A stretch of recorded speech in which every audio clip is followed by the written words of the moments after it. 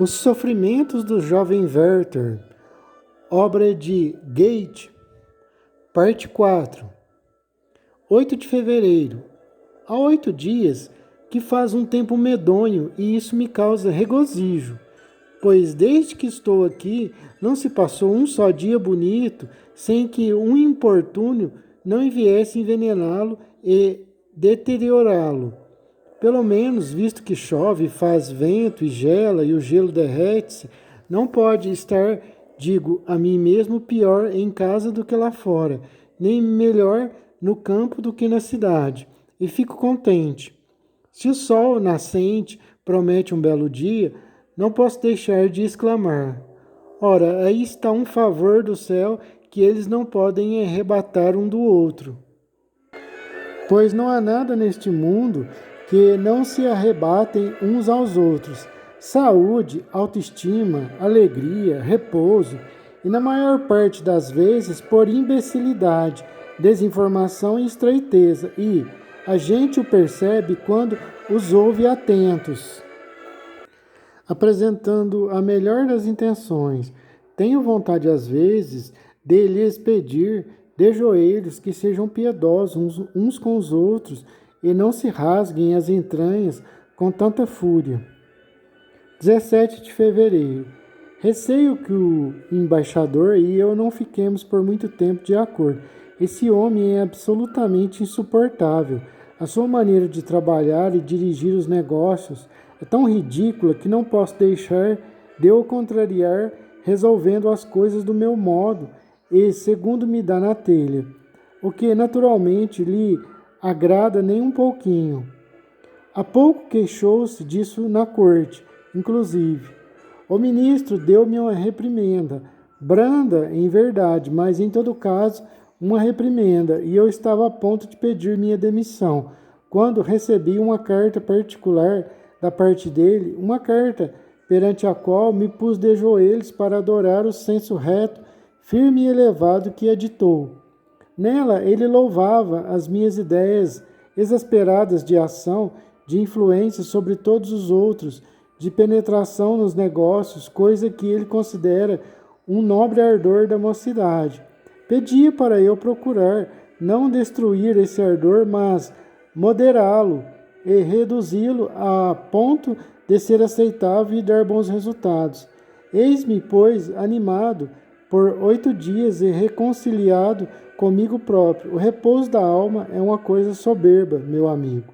Eu diria que é alegria em si, mas por que é que essa coisa tem de ser tão frágil quanto rara e preciosa? 20 de fevereiro.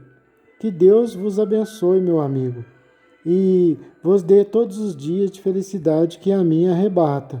Agradeço-te, Alberto, o fato de teres me enganado. Esperava a participação que devia informar-me o dia do vosso casamento e prometer a mim mesmo arrancar da parede com solenidade o retrato de Carlota quando isso acontecesse e enterrá-lo no meio de outros papéis.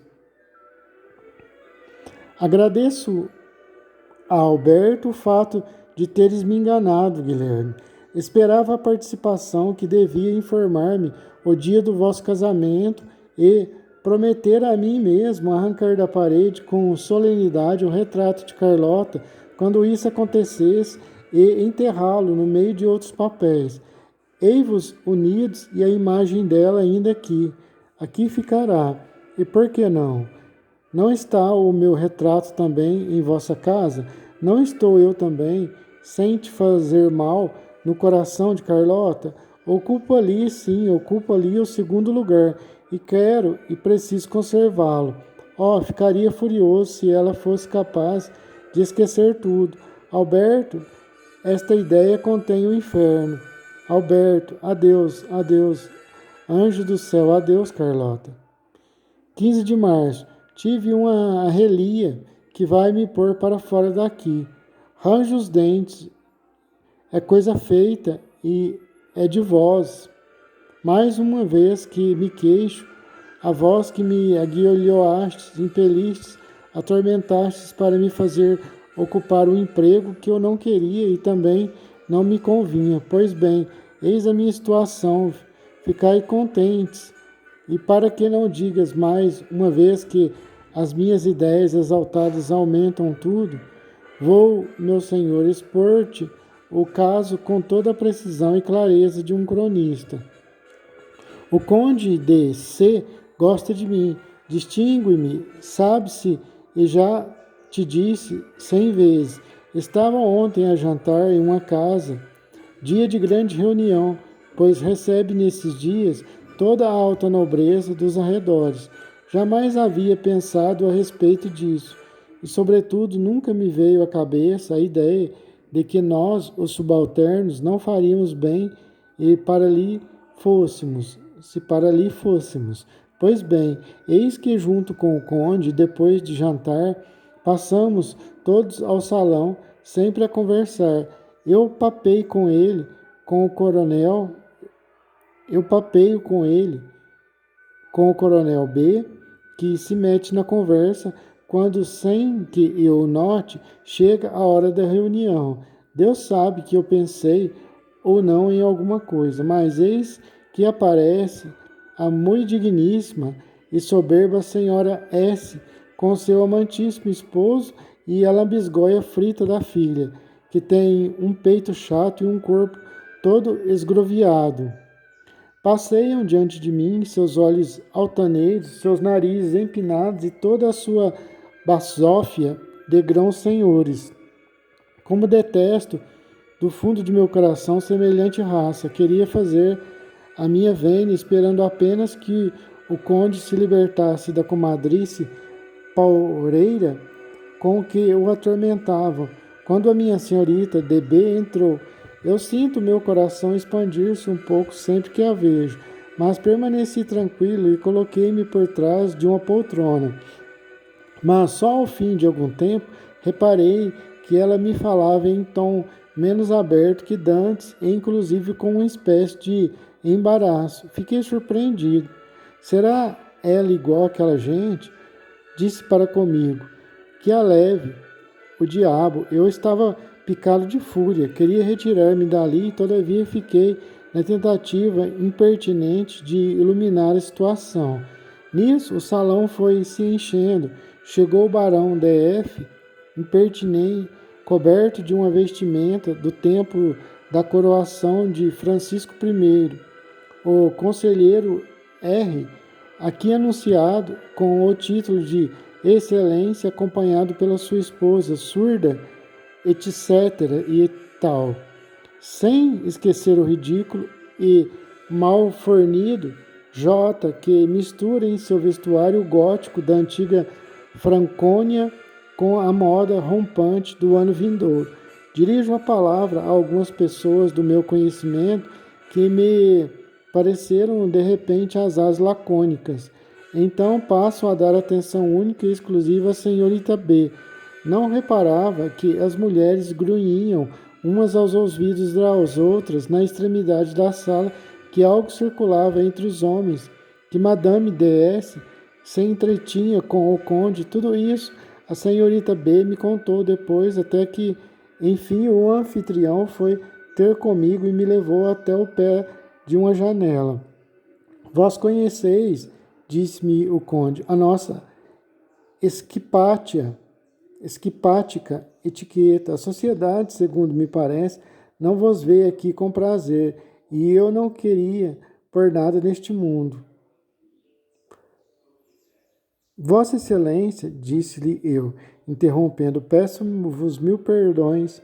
Devia ter pensado nisso mais cedo. Perdoe-me-eis esta inconsequência. Já havia planejado retirar-me, mas um gênio mau acabou por reter-me aqui. Acrescentei eu num sorriso e, fazendo uma vênia, o conde apertou minha mão com uma expressão que dizia tudo. Saudei a ilustre companhia, saí, subi num cabriolé e fui a M para ver da montanha o pôr do sol e ler no meu Homero aquele belo canto em que o autor narra como Ulisses foi obrigado pelo digníssimo criador de porcos, e tudo isso me fez bem danado. Voltei à noite para cear. no nosso hotel havia apenas algumas pessoas a jogar os dados no canto de uma mesa, do qual haviam afastado uma ponta da toalha. Naquele momento, eis que entra honesto A. Depõe o chapéu olhando-me, vai ter comigo e diz-me baixinho: tiveste algum contratempo? Eu? O conde deu-me a entender que tinha de sair do salão. Que salão? Eu tinha necessidade de tomar ar. Muito bem, disse ele. Tens razão de rir disso. Apenas estou magoado porque se fala disso por toda parte. Foi então que me senti picado. Todos que iam pôr-se à mesa e que olhavam para mim pareciam estar a par do meu caso, e o sangue fervia em minhas veias.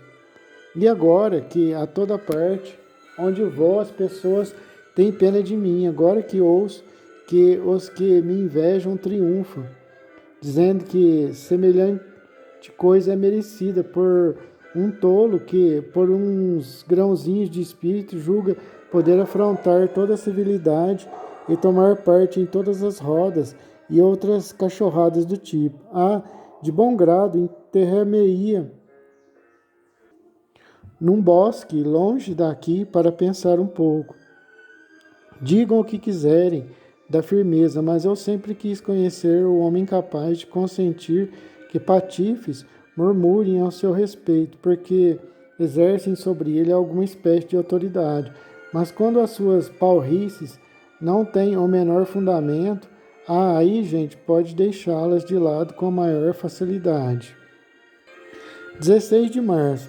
Tudo conspira contra mim. Hoje eu encontrei a senhorita B na aldeia. Não pude deixar de falar-lhe logo que nos encontramos um pouco afastado dos outros. Testemunhei-lhe o quanto fora sensível à extraordinária conduta que ela tinha tido no outro dia em relação a mim. Werther, disse-me ela com calor, pudestes, conhecendo o meu coração, interpretar assim o meu embaraço? Quanto não sofri por vós desde o instante que entrei no salão.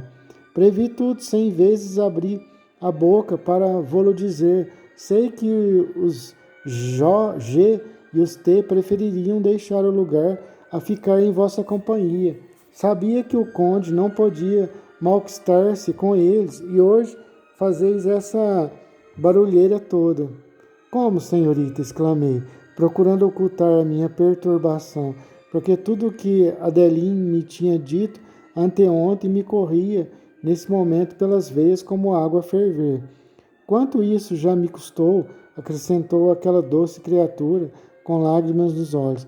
Eu já não era senhor de mim e estava a ponto de me lançar a seus pés. Explicai-vos, disse-lhe eu. As lágrimas correram-lhe pelas faces, enxugou-as sem querer ocultá-las. Minha tia, vós a conheceis, continuou ela, estava presente e viu-a. Com que olhos viu essa cena? Werther, levei ontem à noite e hoje pela manhã um sermão a respeito das minhas relações convosco e tive de vos deprimir e humilhar, não podendo e nem me atrevendo a defender-vos, senão pela metade. Eu já não era senhor de mim e estava a ponto de me lançar a seus pés.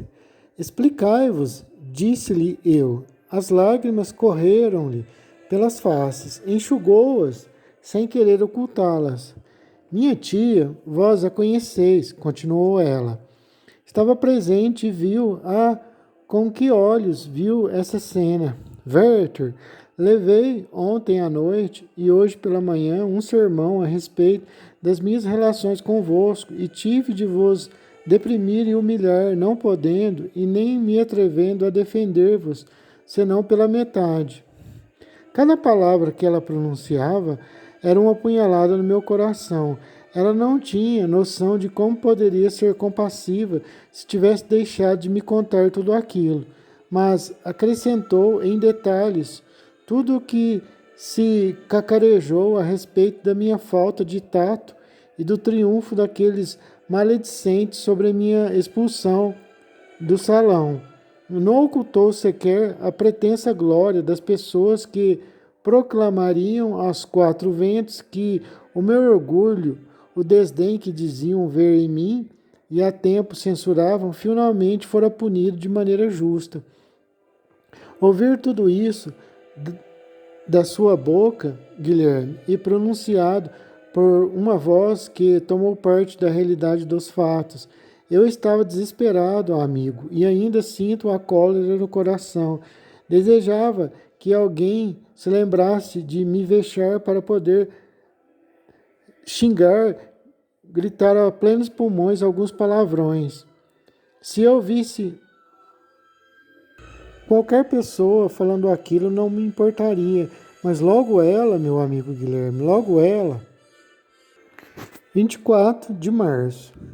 Guilherme, pedi a minha demissão à corte. Espero que ela seja aceita. Perdoai-me se não perguntei previamente pela vossa autorização. Tinha de partir de uma vez por todas e já sei o que me direis para me persuadir a ficar. Por isso, tratai de dourar a pílula à minha mãe. Eu não posso ajudar a mim mesmo, de modo que espero que ela entenda o fato de eu não poder ajudar a ela.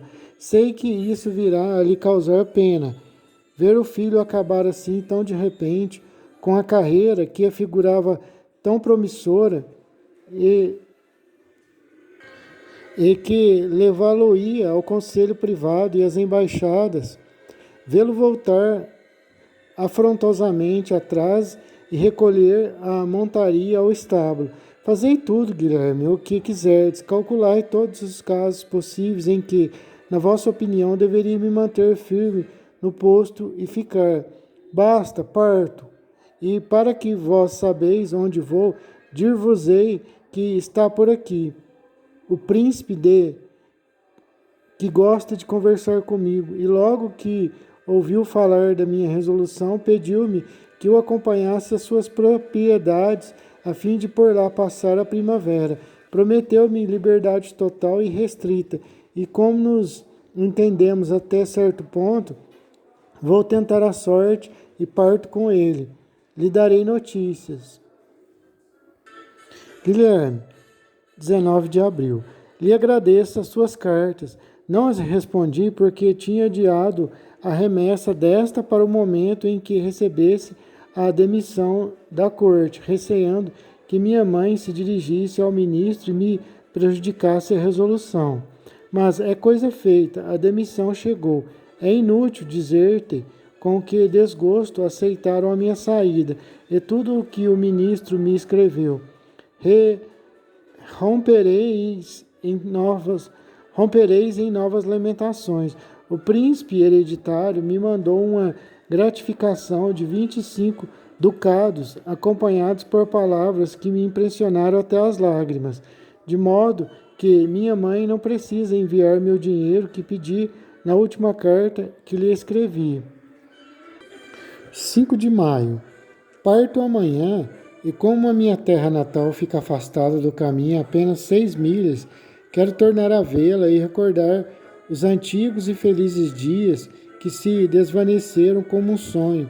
Quero entrar pela mesma porta através da qual minha mãe saiu comigo na carruagem depois da morte do meu pai, no dia em que ela decidiu deixar para trás aquela querida morada para ir meter-se na vossa insuportável cidade. Adeus, Guilherme. Terás novas da minha viagem. 9 de maio. Fiz a viagem aos lugares que me viram nascer, meu amigo, com a devoção de um peregrino e fui tocado por um punhado de sensações inesperadas. Ao pé de uma grande tilha, que fica a 1/4 de légua da cidade, mandei parar, desci da carruagem e disse ao cocheiro que continuasse, a fim de seguir a pé e gozar sozinho a frescura e a vivacidade de cada reminiscência. Parei ali, debaixo da tilha, lugar que era o termo dos meus passeios durante a infância. Que mudança!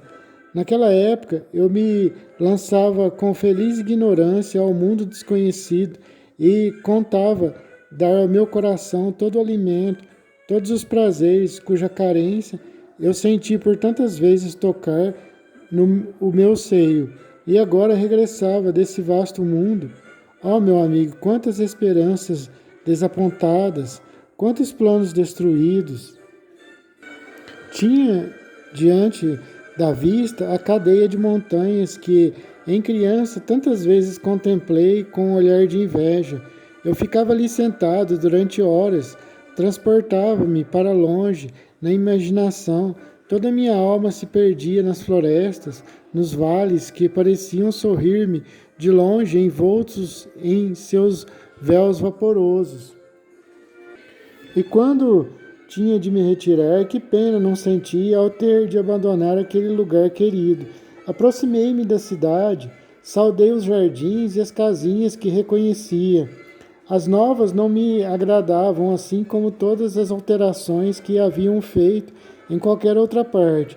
Cheguei à porta e logo voltei a encontrar-me inteiramente reconhecendo onde estava.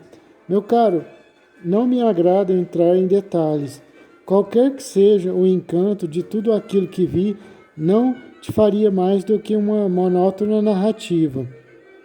Havia resolvido tomar alojamento na praça, exatamente ao lado de nossa antiga casa.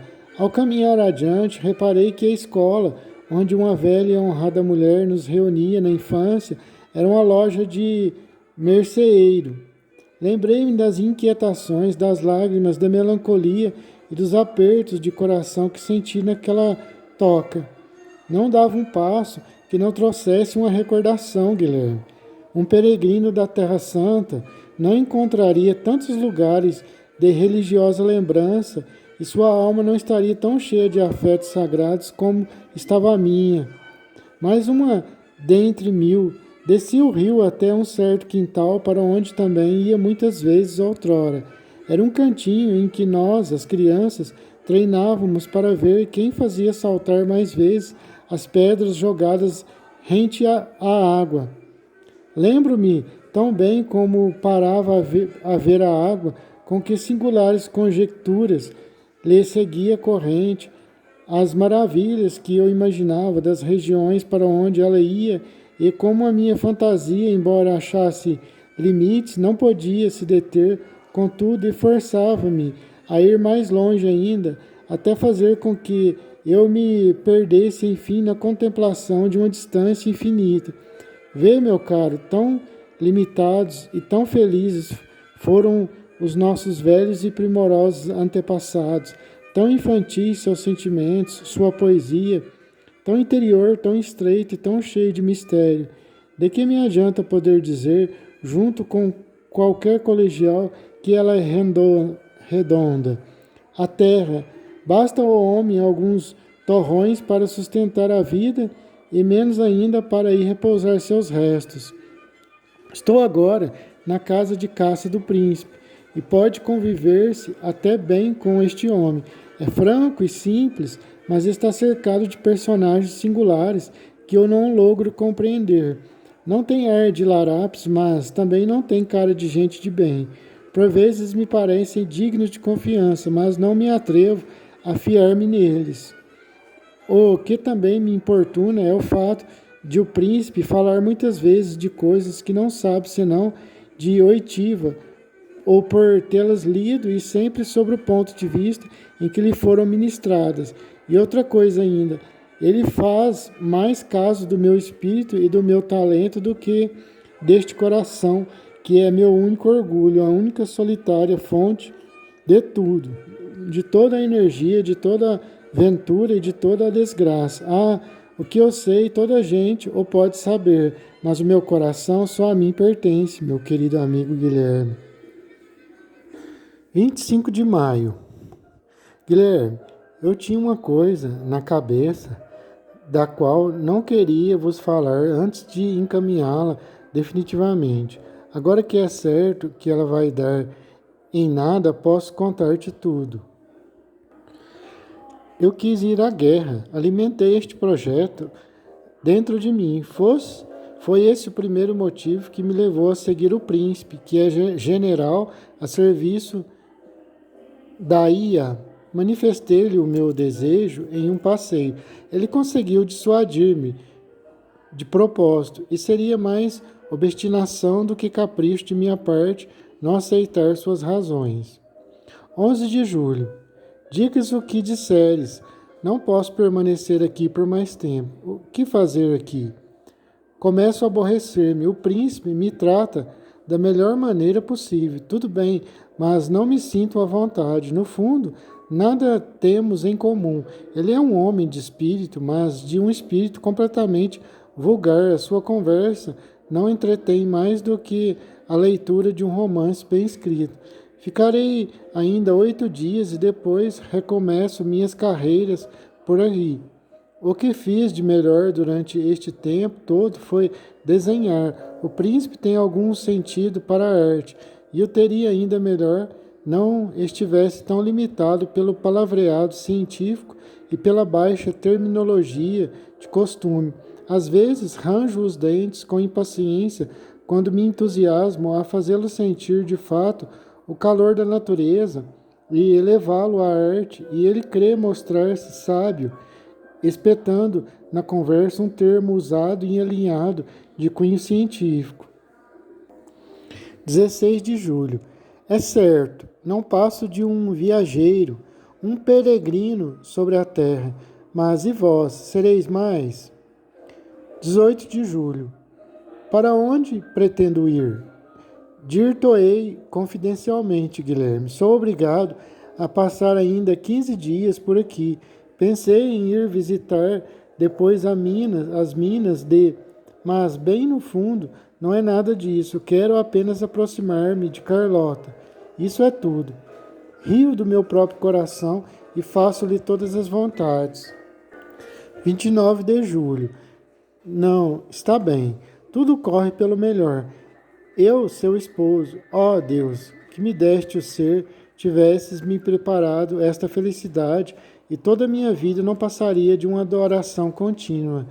Mas não quero advogar contra a tua vontade. Perdoai-me estas lágrimas. Perdoa-me os meus inúteis anseios. Ela, minha mulher, se eu tivesse estreitado em meus braços a mais doce criatura da face da terra, corre-me um arrepio pelo corpo todo. Guilherme, quando Alberto abraça o seu corpo esbelto. E todavia posso dizê-lo. Por que não dizê-lo, Guilherme? Ela teria sido mais feliz comigo do que com ele. Ele não é homem capaz de satisfazer melhor os desejos daquele coração. Uma certa falta de sensibilidade, uma falta. Toma-o como quiseres. O fato de o coração dele não bater com mais ansiedade a leitura de um livro amado, ante o qual o meu coração e o de Carlota se encontram de pronto num só. Há 1000 circunstâncias diversas em que nossos sentimentos se encontram através da ação de um terceiro. Querido Guilherme, é verdade que ele a ama com toda a sua alma. E o que é que não merecerá um amor assim? Um importuno interrompe-me. Secaram-me as lágrimas. Estou distraído. Adeus, meu caro. 4 de agosto. Não sou eu o único a lamentar. Todos os homens são ludibriados em suas esperanças, iludidos em suas expectativas. Fui ver a minha boa mulher sobre as tilhas. O mais velho dos filhos correu ao meu encontro e seu alarido de felicidade acabou por chamar a mãe, que me pareceu muito abatida. As suas primeiras palavras foram: meu bom senhor, o meu João morreu. João era o filho mais novo dos filhos. Fiquei calado. E meu marido, disse ela, voltou da Suíça e nada trouxe. Não tivesse encontrado algumas boas almas, ver-se-ia obrigado a mendigar. A febre atacou no caminho, nada pude dizer-lhe e dei alguma coisa ao pequeno. Ela pediu-me que aceitasse algumas maçãs, aceitei e deixei aquele lugar de tristes recordações. 21 de agosto. Num piscar de olhos, tudo se modifica em mim. Por vezes, um doce clarão de vida que voltara a surgir e iluminar-me com uma vaga claridade, mas ele dura apenas um momento. Quando me perco assim em sonhos, não posso expulsar esta ideia. Ora, e se Alberto morresse? Tu virias? Sim, ela viria a ser e eu sigo a alucinação até que ela me conduza ao abismo, à beira do qual recuo rápido a tremer. Se desço em direção às portas da cidade e me encontro naquele caminho que percorri de carruagem da primeira vez em que fui buscar Carlota para acompanhá-la ao baile, que transformação! Tudo desapareceu, nenhum sinal do mundo que passou e se foi. Até mesmo meu coração já não pulsa mais como pulsava antes. Sou como um espírito que volta ao seu castelo queimado e demolido, o mesmo que mandara construir e ornamentar com toda pompa e circunstância quando era um poderoso príncipe, depois deixou, cheio de esperança, ao filho muito amado, quando estava prestes a morrer. 3 de setembro. Às vezes, não posso compreender como um outro pode amá-la. Permite-me-se amá-la, ousa amá-la, quando eu a amo de maneira única, tão profunda, tão plena, quando nada conheço, nada sei, nada tenho, senão é ela. 4 de setembro. Sim, é bem assim, Guilherme. Do mesmo modo que a natureza se inclina ao outono, o outono principia em mim e ao redor de mim. As minhas folhas amarelam e as folhas das árvores vizinhas já caíram. Não te escrevi certa vez de um jovem criado do campo que ouvi quando tinha acabado de chegar por aqui? Pedi notícias dele há pouco em Varrein. Disseram-me que tinha sido expulso da casa onde estava e ninguém quis dizer-me mais nada a respeito. Ontem encontrei-o por acaso no caminho de uma aldeia vizinha. Falei-lhe e ele contou-me a sua história, que me impressionou dupla e até triplamente, a um ponto que tu compreenderás com facilidade quando eu te escrever o que aconteceu. Mas por quê? Porque não conservar em mim o que me aflige e me adoece? Por que entristecer-se também? Por que te dou-te sempre motivo de lamentares o que se passa comigo e me ralhares? Que seja. Quem sabe se isso não faz parte do meu destino? Com uma tristeza sombria, na qual julguei descortinar mesmo uma certa vergonha, o rapaz principiou apenas respondendo às minhas perguntas, mas em breve se fez mais expansivo, como se de repente nos tivesse reconhecido a ambos, e enfim confessou-me seu erro e lamentou sua desventura. Pudesse eu, meu amigo, referir-te cada uma das suas palavras exatamente como ele as disse.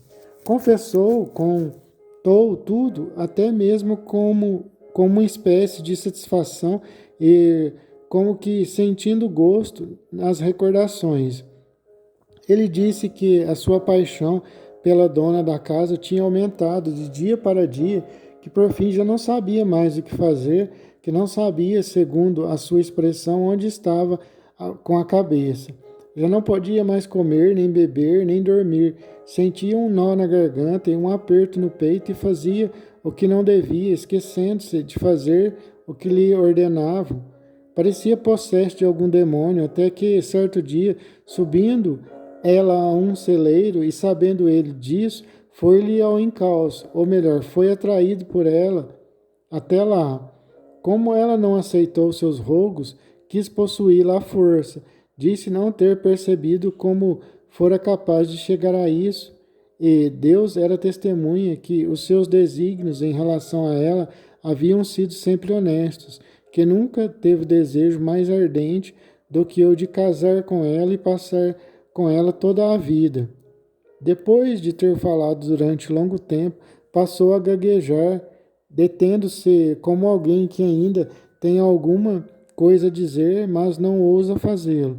Confessou-me, enfim, com toda a timidez do mundo, as confiançazinhas que ela lhe consentia às vezes, os pequenos favores que lhe concedia, e ao dizer isto, interrompeu-se 2 ou 3 vezes, repetindo com vívidos protestos que não o dizia para difamá-la, que a amava e a estimava como antes, que semelhante coisa nunca lhe passaria pela boca e que apenas me falava para me convencer de que não era um homem de todo perverso e insensato, como dizem.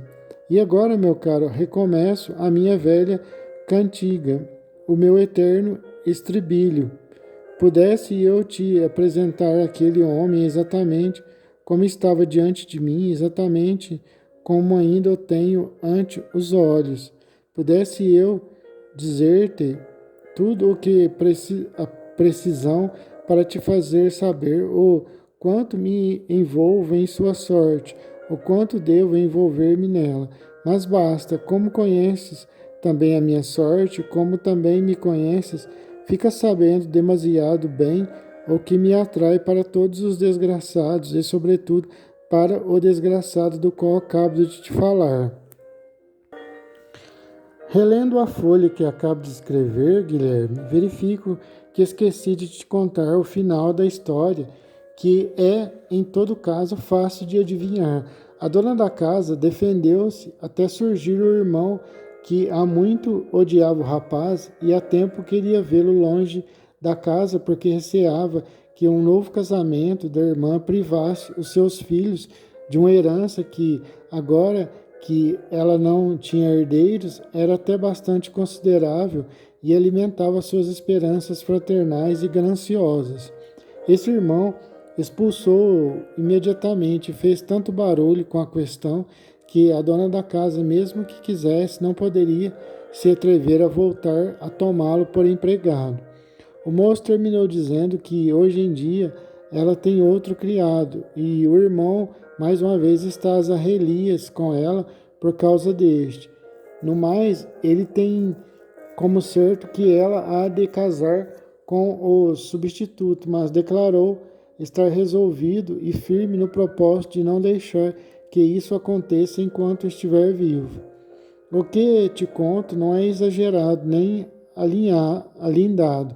Posso dizer, pelo contrário, que te contei tudo bem debilmente, e que até enrudeci um pouco a história com nossas expressões demasiado usadas e circunspectas. Esse amor, essa fidelidade, essa paixão não é, pois, uma ficção do poeta. Ela vive, ela existe e, em seu estado mais puro, entre a classe de homens que denominamos incultos e nos parecem tão brutos às vezes. E nós somos instruídos para nada. Lê esta história com devoção e eu te peço. Hoje estou calmo ao escrever-te. Bem vês que não faço espirrar a tinta e não encho o papel de borrões como de costume. Lê, meu querido, e considera que esta é também a história do teu amigo. Sim, eis o que me aconteceu, eis o que me espera, e não tenho a metade da bravura, metade da coragem deste pobre desgraçado, com o qual quase não me atrevo a comparar-me. 5 de setembro. Ela havia escrito um bilhetinho ao marido, que está no campo, onde o prendem alguns negócios. Começava assim: Caríssimo, meu querido, venha o mais cedo que puderes, espero-te com 1000 alegrias. Um amigo que apareceu disse-lhe que, por vários motivos, o regresso de Alberto teria de ser um pouco retardado. O bilhete ficou ali e caiu-me nas mãos à noite. Li-o e sorri. Ela perguntou-me por quê.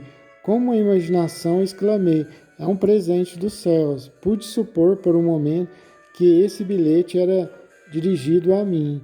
Ela nada respondeu, pareceu-me desgostosa e eu calei. 6 de setembro. Custei muito a, enfim, me decidir por deixar de lado a simples casaca azul que usava quando dancei pela primeira vez com Carlota. Mas, enfim, ela já estava bastante surrada. Mandei fazer outra perfeitamente igual à primeira, gola e adornos, além de um colete e calções amarelos do mesmo pano dos que havia usado naquele dia. Isso não me satisfaz inteiramente. Cuido, todavia, que com o tempo o traje me será tão estimado quanto o outro. 12 de setembro. Ela esteve ausente por alguns dias a fim de ir buscar Alberto no campo. Entrei hoje em seu quarto, ela foi ao meu encontro e eu beijei-lhe a mão 1000 vezes jubiloso. Um canário voou do espelho e pousou-lhe no ombro. Um novo amigo, disse ela, e acariciou. É para os meus filhos, é tão lindo, olhe para ele. Quando lhe dou pão, põe-se a bater as asas e a picar com tanta graça. Também me dá beijos, olhe. Quando ela chegou a boca ao pequenino animal, este picou-a nos delicados lábios, apertando-os com tanta delicadeza que parecia querer demonstrar a satisfação que sentia. Ele tem de vos, ele tem de vos beijar também, disse ela, e aproximou o pássaro da minha boca. O biquinho passou dos lábios de Carlota aos meus, e o toque das bicadinhas foi como que um hausto, um núncio de prazer amoroso. O seu beijo, disse-lhe eu, não é completamente desinteressado. Procura alimento e vai-se embora pouco satisfeito com a carícia vazia. Também come na minha boca, disse ela, e deu-lhe um pouco de miolo de pão com os lábios, nos quais eu via sorrir todas as inocentes alegrias, todos os prazeres, todo o ardor de um mútuo amor. Voltei a face. Ela não devia ter feito aquilo. Não devia incendiar a minha imaginação com aqueles quadros de inocência e de felicidade celeste. Não devia despertar o meu coração do sono em que a indiferença da vida algumas vezes o embala. Mas por que não haveria de fazê-lo? Tem tanta confiança em mim, ela sabe o quanto a amo. 15 de setembro. Às vezes parece que vou enlouquecer, Guilherme, ao constatar que há tantos homens suficientemente desprovidos de alma e de sentimento para não gozarem o pouco que vale a pena nesta vida. Lembra-te daquelas nogueiras, à sombra das quais me sentei com Carlota em casa do bom pastor de Santo? Aquelas belas nogueiras que me davam sempre um não sei que de contentamento na alma, como tornavam o adro do presbitério agradável e hospitaleiro, como as suas frondes eram frescas e magníficas, e mesmo as recordações dos honestos ministros que as tinham plantado havia tantos anos, que coisa extraordinária. O mestre-escola disse-nos, com efeito, muitas vezes, o nome de um deles, que ele sabia pelo seu avô.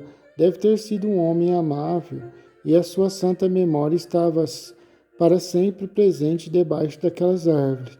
Te garanto, o mestre-escola ficou de olhos marejados no dia de ontem, quando lamentávamos juntos o fato de as terem cortado, abatido.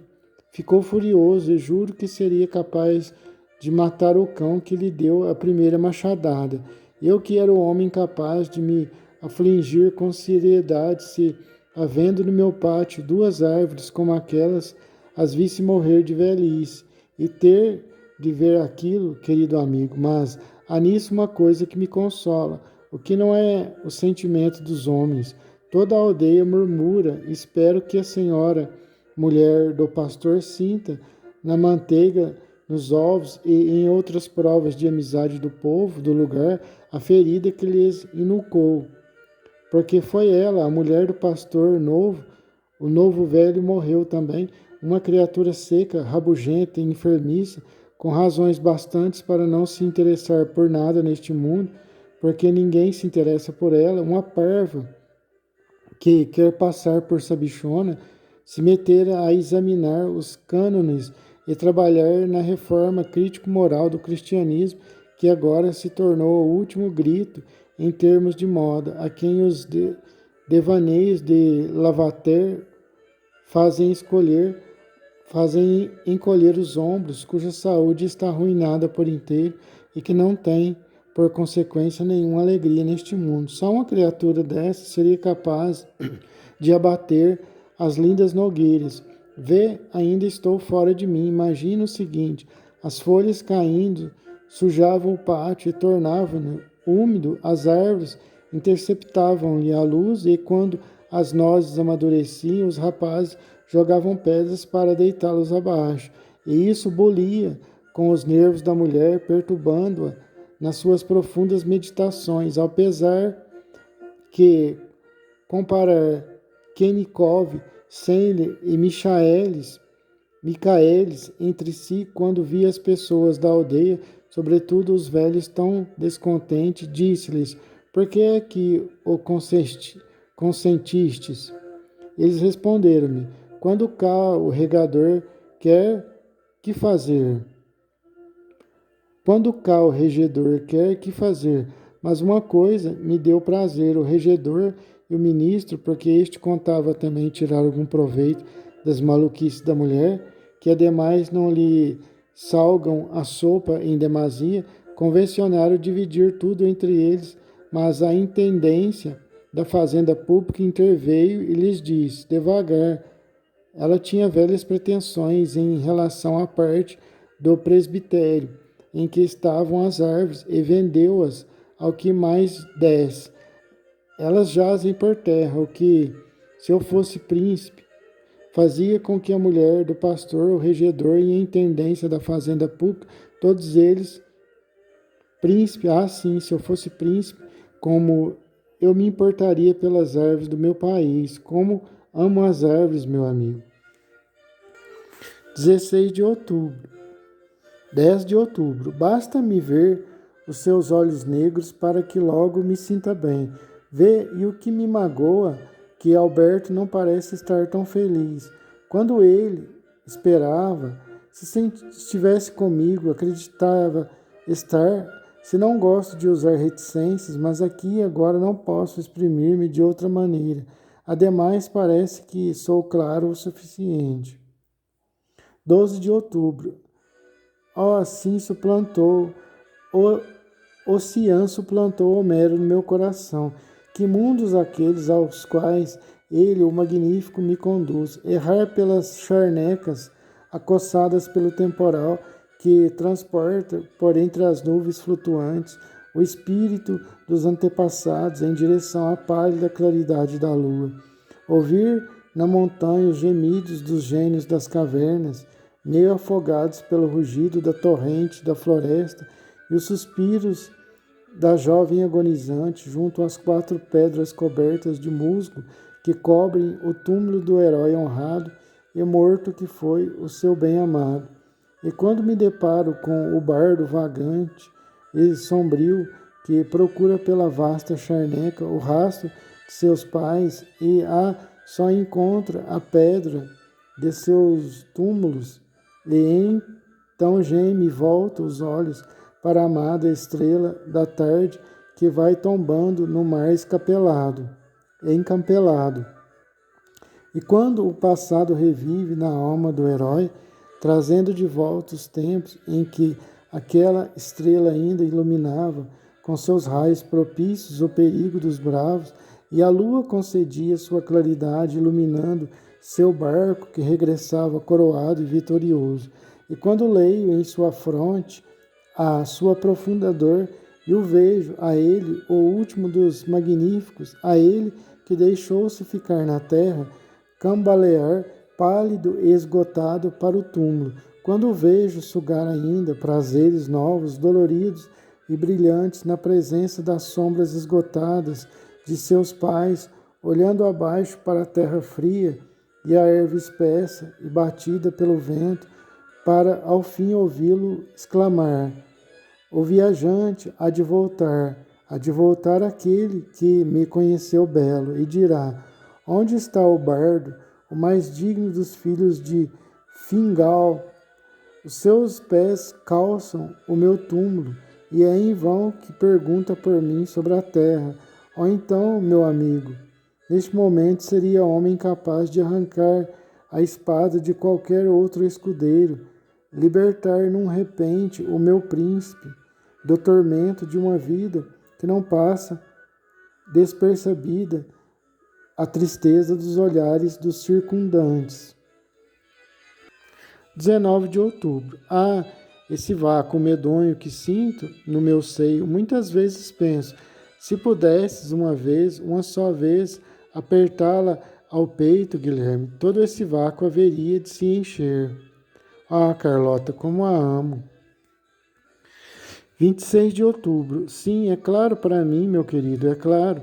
E cada vez mais claro que é pouca coisa, bem pouca coisa, a amizade dessa pessoa, dessa criatura magnífica. Eu queria mais, queria o seu amor.